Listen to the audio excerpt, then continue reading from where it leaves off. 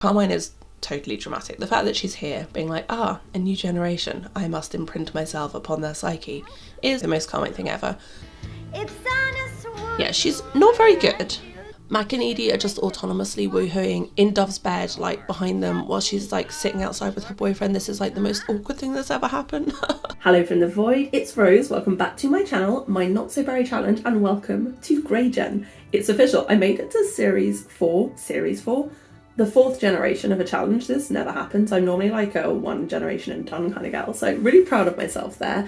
And this is officially our first episode with young Dove Spectra as our heiress, which is kind of crazy. If you've never seen any of my videos before, you can go back and watch Not So Berry from the beginning, although I will say the first generation is like the very first YouTube videos ever made, and they are a bit dodgy sound-wise. I think the storytelling is still okay, but maybe start at Gen 2, or just start with Grey, start with Dove, because we are gonna go do that today, and I'm super excited. Excited enough I actually got up at 7 AM the day before I go on holiday to finish this video for you guys, so apologies if my voice sounds a bit like the Crypt Keeper, but what can you do? It is Love Day in game, which is perfect because our little Grey heiress has a teen crush, and we are going to pick up on a date with them in San Myshuno on Love Day. Let's go play the game. In part 2 of Fig shows Dove the city on dates, he has brought her to a karaoke bar. And I feel like for Fig, music is a really big thing, and maybe Dove might have been like, oh yeah, I love singing, but she doesn't really do it. It's one of the skills she has to have. She has to grow a love of music by the time she's an adult, because that's going to be her final trait. So I like the idea that he's like, I thought you would like this, it's Love Day, so I brought you out to a karaoke bar. And she's like, yeah, I just thought we were gonna, you know, swap flowers and be cute and all that stuff, but you want me to sing in front of you, in front of other people? And this thing keeps happening where they do interactions and then they get bad reactions. So like they just lost friendship, I'm not sure why. But then they'll start flirting again straight afterwards, and it seems like it's all good. And now she's embarrassed. I think he has a really different sense of humour to her, and I think that's kind of part of what's happened here. He's brought her to do something that he thinks she likes. She's kind of lied about liking it. But, you know, he wants her to try new things because they're really different, and I think they have the opposites attract thingy. But if they're going to make it work, they have to like each other's things. Lady, why are you in my booth? Oh, okay, well, they're leaving anyway. Aw, Fig did bring us a flower, that's nice. It is Love Day after all, but I feel like he's definitely like, come on, come sing a song with me. It'll be fine, no one's going to listen. It's like a private booth. We can sing whatever you like. I promise I won't judge you. I just want us to have a nice time and try something. Man, you need to get out of here. She's very shy. Also, singing a country song because it's the only option. Yeah, she's not very good, but it's definitely a confidence thing. I can not hear any tone deafness, which is good. I mean, I feel like they all start with the same voice, right? Anyway, it's not the worst one I've heard, so I think we will keep pressing on, maybe do some private singing before we try any more public singing. But oh my god, and now she absolutely reeks. That's not ideal. Yeah, that's probably the right distance apart to stand, given how bad you smell. Oh, Vic bought some Love Day confetti. See, he is a romantic in his own way, but I really do think we should probably head home. It's getting late, we smell pretty dreadful, and honestly, if I have to listen to one more Sim do karaoke, I might go postal. So yeah, let's give our date some farewell smoochies, just to remind him that we do really like him, and also take some pictures, maybe for our bedroom wall, and then we will head back home, out of the city, get back to our parents, tell them how it went. Oh my god, our uncle is here. Yeah, we definitely need to leave. There's nothing more cringe than a family member showing up when you're trying to kiss your boyfriend as a teenager. Although I guess they're not technically boyfriend-girlfriend at this point. Mac back home is suffering at the chess table, as we like to see. Edie is grilling, please don't set a fire, and Dove is wandering on in. While we are away, Petra aged up from a preteen into a regular teen, so I'm guessing Dove is going to do that at some point. I have missed it before, it just kind of happens quite quickly, so apologies if I don't catch that. And I noticed that Carmine's ghost was hanging around, so it seemed appropriate for our new heiress to be introduced to her ancestors. It's not going brilliantly, they didn't get an amazing first impression as far as I can tell. Let's go see. Yeah, okay, so Dove thinks Carmine is dramatic, which is true, and Carmine thinks Dove is immature. She's still a baby, that's, you know, honestly fair, but also kind of mean. But yeah, Carmine is totally dramatic. The fact that she's here being like, a new generation, I must imprint myself upon their psyche, is, you know, the most calming thing ever. But that is the end of Tuesday. We're getting everyone to bed, losing the night, and dealing with the horrendousness that is morning in an 8-person Sims household. I'm so ready to move out, but we won't be moving out till Dove is a YA, so we're stuck with this for a little while unless I start yeeting children, which isn't really my style. I normally cut out all of the stuff where it really breaks because it's not that fun to watch, but I would just like to know, is anyone else having this bug where you send your Sims to school on their own and it constantly gives you, do you want them to come home notifications, and they like reset in and out of school and miss school, and it's really stressful because I have been getting that a lot with this household. I have tried repairing my game. I don't know if it's just because it's so big or if it's like high school years or something, but I did eventually get them all off. It just took me about 10 minutes and I wanted to punch things. Mac is home alone for the day. We will mostly be having him work on his relevant skills because he still hasn't quite finished his generational goals, but we are also going to have him, while Edie is off at work, hang out with youngest kiddo, and I just thought this was so cute. Look, it's little and large. One of them is building sandcastles and the other one's building, I don't know, a chair or something. I can't remember. I am glad we had Rock because even if it's stressful, I finally get a toddler that actually has Mac and Edie's genetics instead of the same face glitch. Dove is, oh my god, Dove is morphed with Edie and honestly looking pretty terrifying, but she's doing okay at school today. Oh, and she's also now feeling distant and would rather be alone. Oh, Mac's handiness. Sorry, Dove, hold it. You're doing so well. We love you. We're focusing on you, but your dad did just do a thing I spent, what, like 17 years trying to make him do? And before we switch back to Dove in entirety, it's also actually Io and Glyph's birthday today, so we're going to be having some more teenagers around the place, and I'm just going to quickly age them up and get them through their cast makeovers. Io is going to get the cheerful trait. Okay, I like that for her. I wanted to give her like an animals aspiration, but there wasn't one I liked. So I guess we'll give her nerd brain like her dad, kind of cute. And now little Glyph, who is honestly jonesing for a nap. It's his go.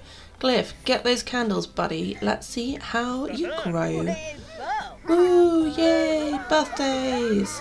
Glyph is going to have the creative. Okay, so he's a creative perfectionist. That kind of fits, actually. I can see that for him. Maybe I'll give him the author aspiration. I can imagine him being a writer. Anyway, here is teenage Io. She is super stinking cute, to be honest. She's been adorable since she was a toddler, even though, again, same face glitch. So giving her a bunch of outfits, keeping her fairly casual. I feel like she's definitely not someone that cares much about clothes. She is interested in her interior life and animals and stuff. So we've just given her sort of Oasis Springs appropriate throw it on and go outfits, and yeah, she is adorable. And then look at this baby face. Glyph has got the two-tone eyes, which I love. And I've given him a slightly more considered vibe, like tries. I feel like Io's like lives in the library and doesn't care what you think, and Glyph's like hangs in the library but has thought about what he's wearing because he wants to look like a cool writer. Anyway, that's what I've gone for. I hope you like their looks. Let me know in comments what you think. They're so cute. And speaking of cute, Mag and Edie have decided to play chess together and are just like flirting over the chessboard. Petra's like, I must come and witness this. Because I also think Edie is the only person that can kind of match Mac at chess. She's not as high of a level as he is, but animations would suggest she can hold him off. Dove, as ever, is off doing her own thing because she is not really interested in intellectual pursuits. Her family are off doing homework, playing chess, whatever. And Dove is listening to S-pop and doing some yoga to try and unwind after her workout in the pool, because that is who she is as a person. The technical rules for Grey and Not So Berry say that they have a really bad relationship with their parents, but I just didn't buy that for this household. Mac had a really bad relationship with his mum Carmine, but Dove has always been supported.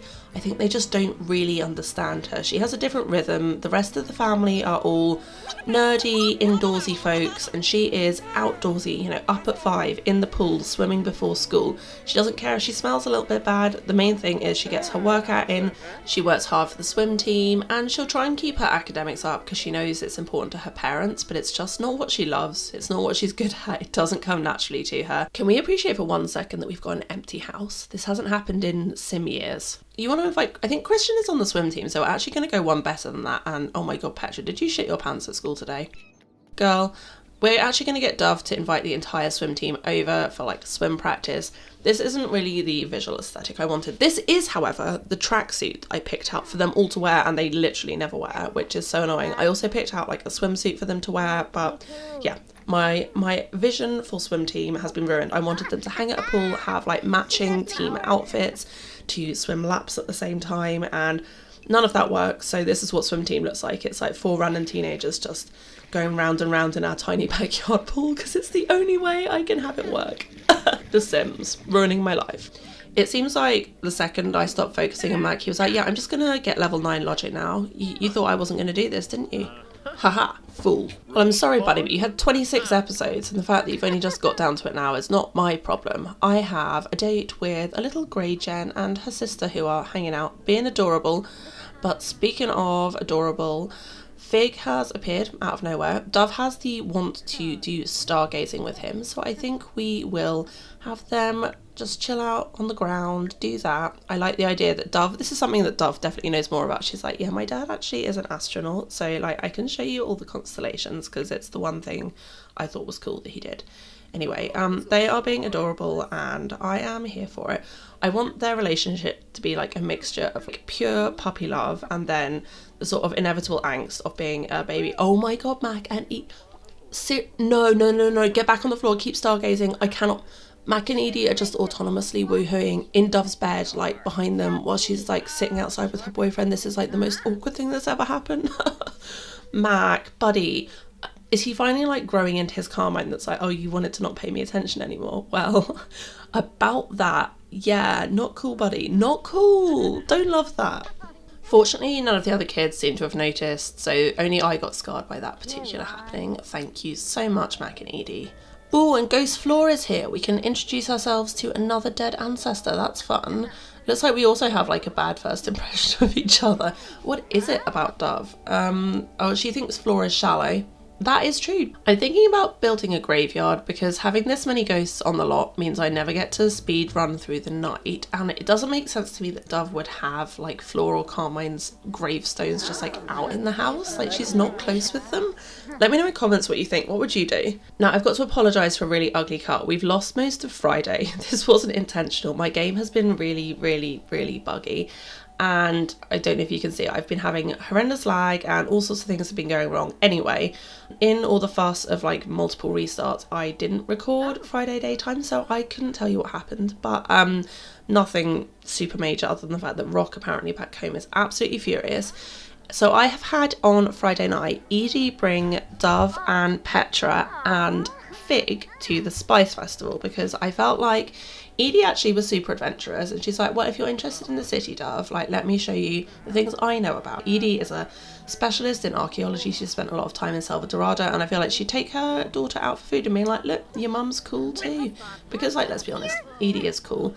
And I always like the Spice Festival. It's really pretty, like once the lights come on. Until then it's really dark. But I do think when Dove moves out, her first move will be to the city. So I want to give her as many reasons as possible to fall in love with it.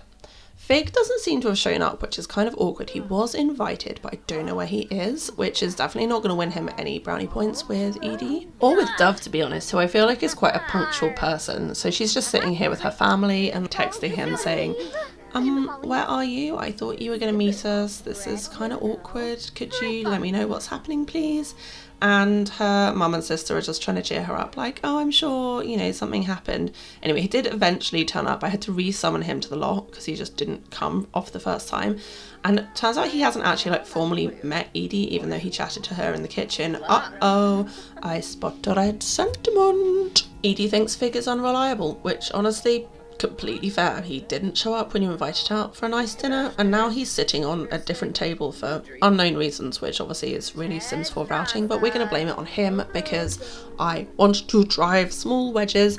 Part of Grey Generation's rules are they have to have a string of failed relationships before finding the one, so spoiler alert, this isn't going to work out. But also I do feel like that's quite normal. Like, teen love very rarely works out. If it has for you, honestly, such congratulations, but for now, Edie's like, okay, yeah, it's fine, go hang out with your boy.